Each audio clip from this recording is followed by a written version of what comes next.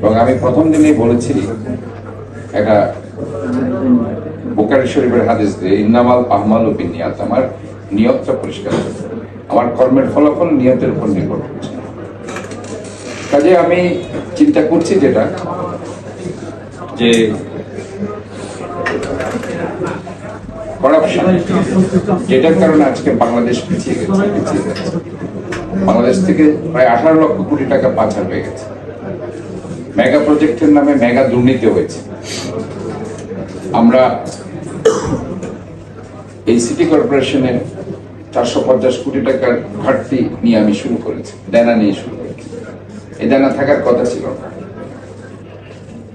আমাদের অনেক সম্পদ সিটি কর্পোরেশন, কিন্তু এগুলি মনে হচ্ছে আমরা দান করে দিয়েছি। গভীর মমত্ববোধ এবং যারা প্রাণ দিয়েছে তাদের আত্মার মাগফিরাত কামনা করছি। মূলত আজকে এই যে মিটিংটা হওয়ার আগের থেকেই কোনো না কোনো ভাবে আমার সাথে একটা সবার সাথে আগের থেকে একটা কথা, কিন্তু ওই জায়গা থেকে আমাদের পক্ষ থেকে হয়েছে। পাল্টা একটা না দিলেও কিন্তু মাসাকার করতে হবে।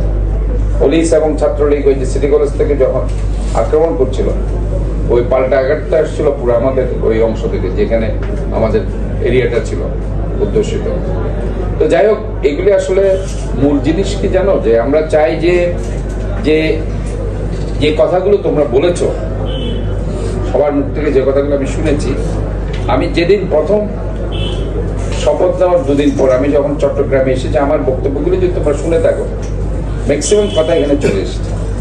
ম্যাক্সিমাম খেলার মাঠ, আমিও বলেছি 41টা ওয়ার্ডে 41টা খেলা হয়। কাজে এই জিনিসগুলো ইনকেস অ্যাড্রেস করার আমাদের অবশ্যই দায়িত্ব। কারণ আমরা ধরে যেটা এখন করছি, যে এটা সিটি কর্পোরেশনের মেয়র তো আছেই, আমার একজন মানুষ, চট্টগ্রামেরই সন্তান। আমরা রাজনীতি করেছি, রাজনীতিটা আসলে মানুষের জন্যই করতে হয়।